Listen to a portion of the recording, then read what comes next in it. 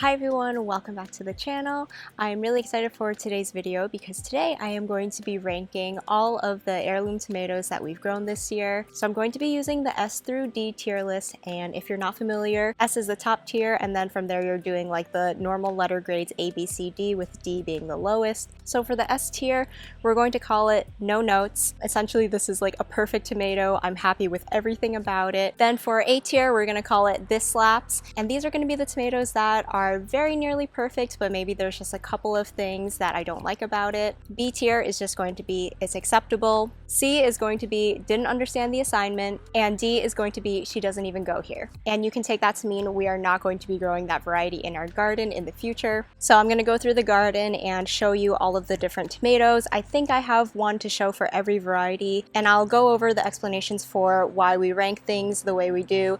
And this is going to cover everything from flavor, production, how hardy the plants are, and also how unique the tomato is. So here's a look at how our tomato row is doing right now, and I'm going to start off with the first plant to the left here, and this is our Supersweet 100, and you can see these red tomatoes here. Those are the Supersweet 100 tomatoes. So the Supersweet 100 tomato is just your classic red cherry tomato. Honestly, I feel like there's nothing really that special about it, and I think the only reason you would grow a plant like this is because it's super productive.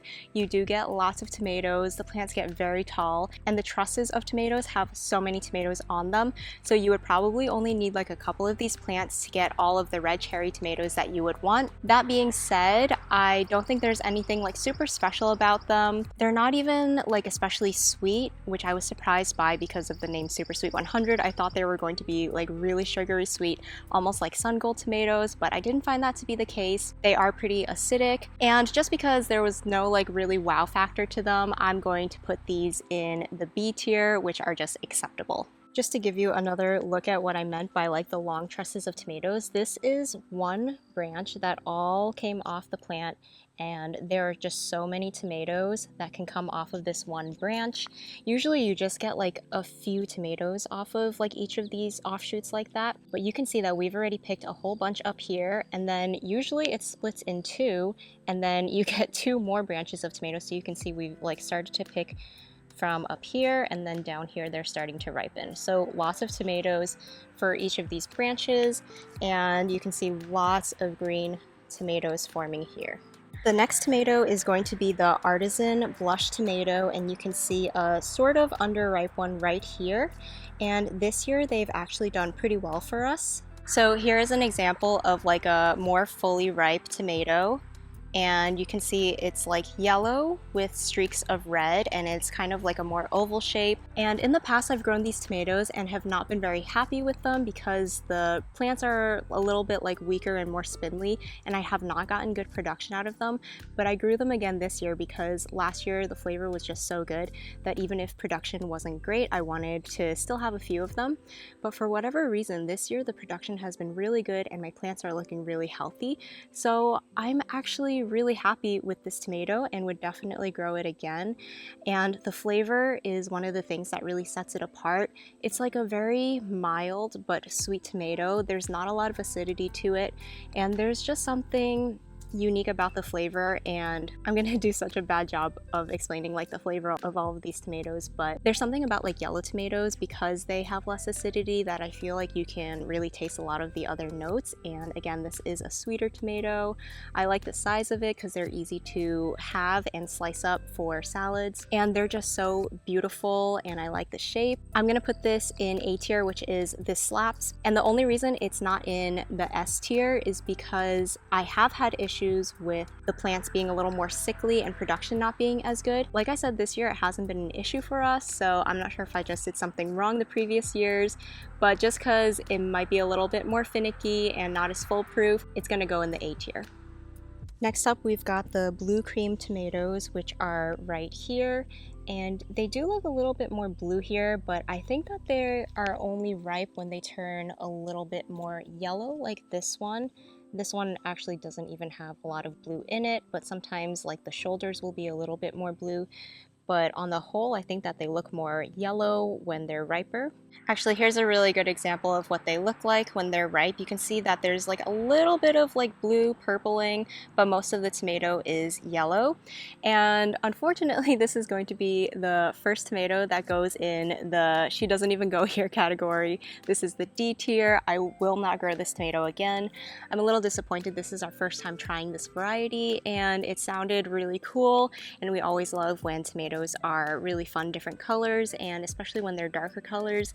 We were expecting this one was going to be a little bit darker and more blue, so we were disappointed to find that it is really just like yellow once it's ripe. And the reason we really don't like these is because the skins are so thin on these. They split basically immediately. Like once they're ripe, they will split with like no pressure at all. If you put any other tomatoes on top of them in your harvest basket, they will turn to mush. And when you eat them, it's also just like kind of like a cooked grape texture. That's what I would describe it as. And also there's not a lot of flavor either, so there's just not really a reason to grow these, I think. I don't know, even though this one's like perfectly ripe and not even squished yet, I still don't really have a desire to eat it because there's just like not really any special flavor to it. So yeah, these are in the D tier. So next up is going to be a tomato that I do not have on the plant right now, but I do have one that we recently picked, and this is the black pineapple tomato.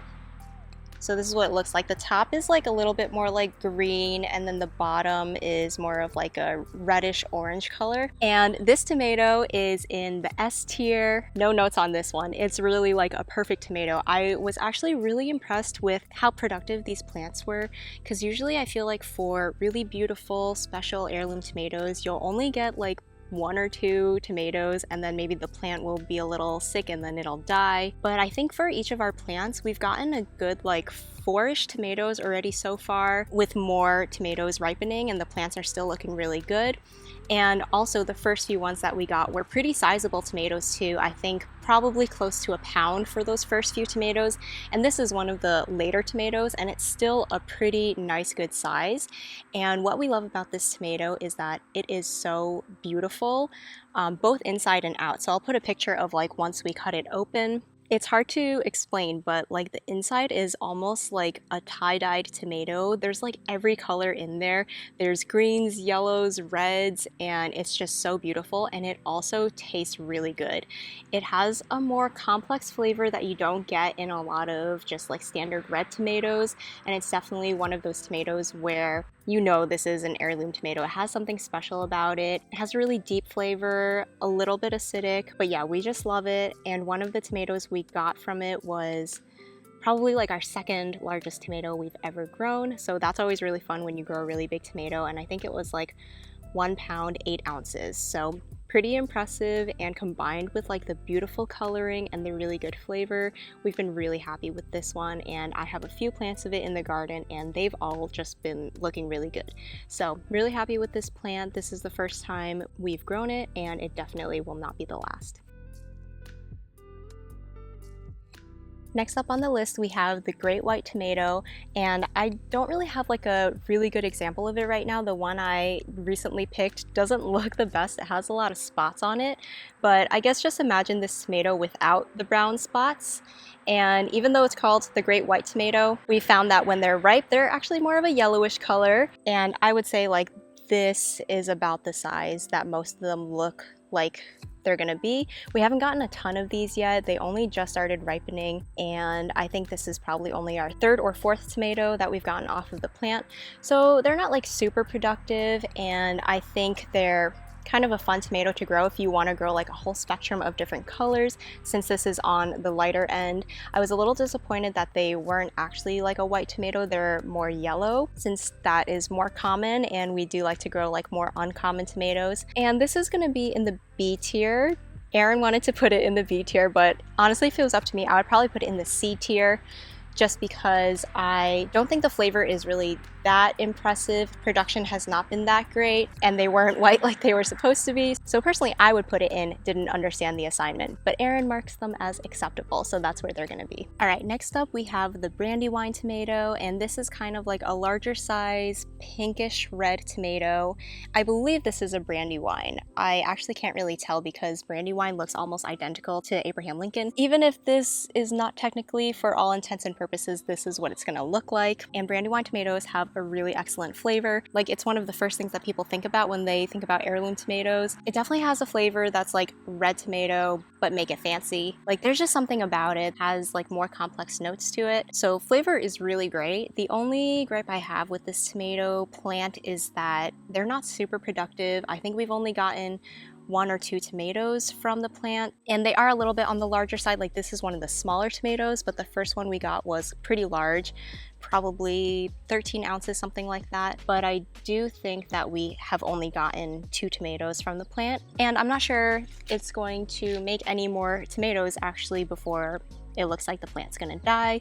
So because of the low production, we're gonna put it in B tier, which is just acceptable. It's definitely a perfectly fine heirloom tomato, but I do think that there are better and more unique ones out there as well that will also be more productive. All right, moving down the row, we are almost reaching the end of this row here, and I'm kind of in my like bean forest right now. And the next tomato is going to be the orange peach tomato, which is this one right here. And we ordered this tomato because the description sounded really cool. It's called a peach tomato because it's supposed to have like a little bit of fuzziness on the outside the way peaches do. We've actually found that to not really be the case. It definitely has a different texture like out on the outside than other tomatoes. I would kind of compare it to like when you get a fancy book that has that like velvety finish on it. That's what it feels like on the outside. And this is like about the size they get, so not very large, but definitely bigger than a cherry tomato. And the flavor is pretty good. I think it definitely has like a citrusy flavor to it. But to be honest, I don't know if when I'm like thinking about the flavors, if I'm just making it up because of the colors, because this looks like citrus. I know that colors and the way things look do play into like how you perceive flavor, so it could be kind of valid, but I do kind of feel like this is a more citrusy flavor. But I do find the tomatoes also like bruise very easily. They're not very hardy, and there's a lot of like the seed gel inside them, which I don't really love. I guess I haven't really talked about texture, which is a really big thing, so I'm gonna really quickly go back to, oh my god, there is a vole behind me.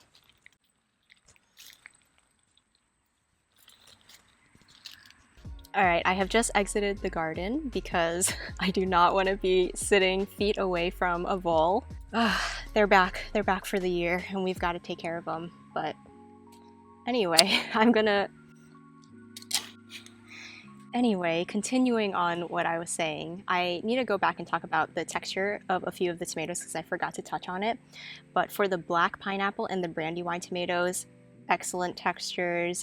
They're like a meaty texture, not a lot of like the seed pockets and the gel. It's like just pure tomato, so it makes for really good sandwiches because you're not getting that like leaky tomato wetness.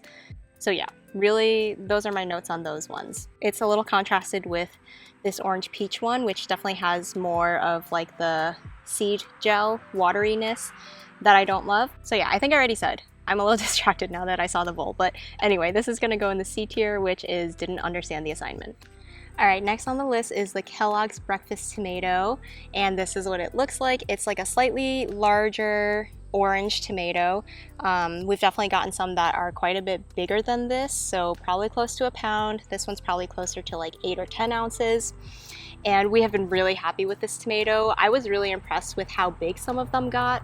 Again, it's always really fun when you get really big tomatoes, and it could definitely be a contender for like if you're trying to grow the biggest tomato, this could definitely hit some records if you take care of the plant really well. And I do really love the flavor and the texture. Again, it has that like really meaty texture that I love in tomatoes, and anything that's going to be like high up on our tier list, it's got to have that like meaty texture with not a lot of seeds in it.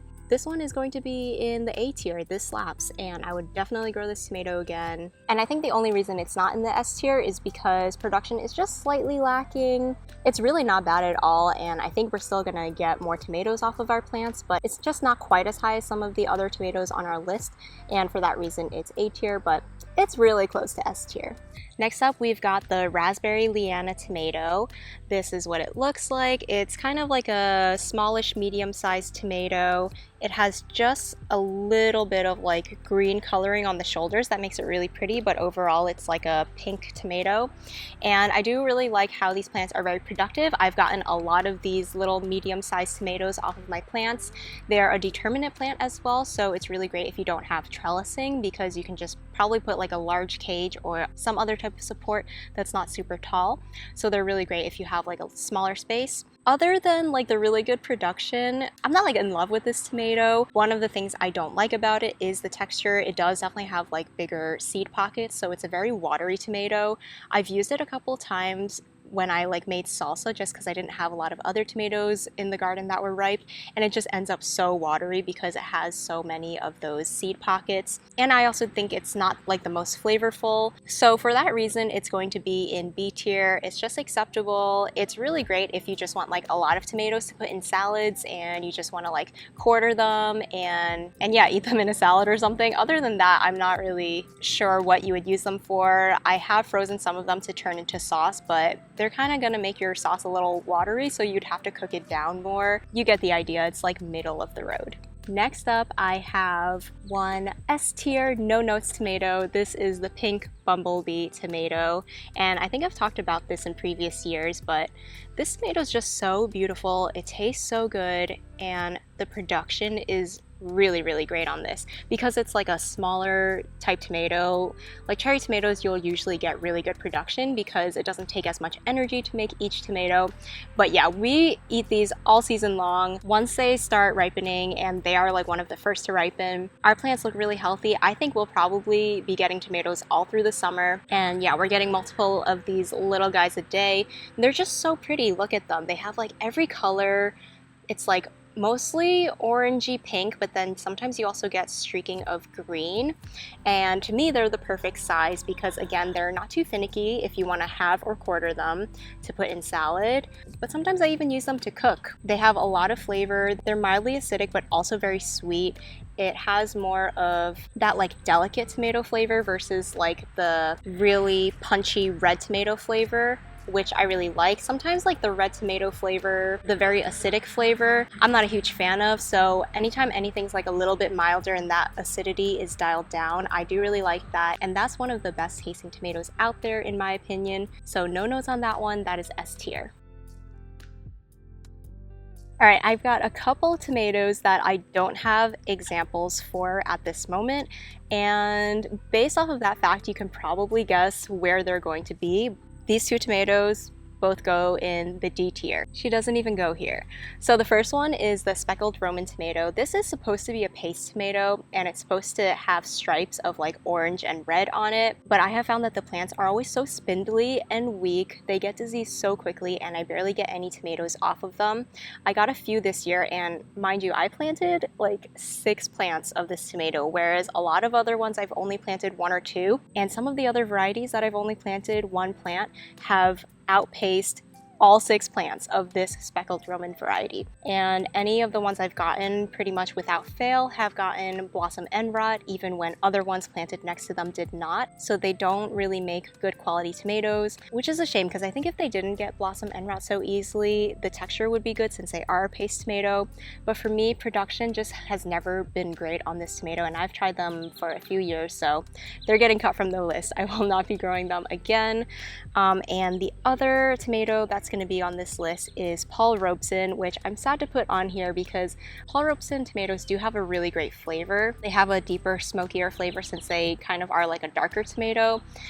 But last year I grew them and my plant like immediately died before I got any tomatoes, and I thought maybe it was a fluke. So I planted it again this year and the same thing happened. My plant just died, and it's not the seeds because I got a brand new packet of seeds this year. So with 2 different packets of the same variety, it just died and I did not get a single tomato off of them. They didn't even make it that far into the season. I think it was like 3 weeks after I planted them, they were dead. So even if they were the best tasting tomato, if you can't dependably even get a single tomato off of them, they're getting cut from the list. She doesn't even go here. And honestly, I'm really okay with that decision because until this year, they were probably one of the better tasting tomatoes we've grown. But since now we've grown the black pineapple tomato, I feel like that's like a very similar vibe, but with much better production and dependability. So to me, black pineapple is like taking the place of Paul Robeson because for us, it has just done way better. All right, I'm popping in post-filming because I forgot to talk about one tomato, and that is the Hungarian Heart tomato, which is an ox heart tomato. So it kind of has like a different shape to your typical round tomato. I have found that a lot of them actually get very cat-faced and they become an even weirder shape because between the ox heart shape and the cat facing, you get some really funky shaped tomatoes. But here's an example of one that kind of looks a little bit more like what they're usually supposed to look like. And I do have mixed feelings about this tomato.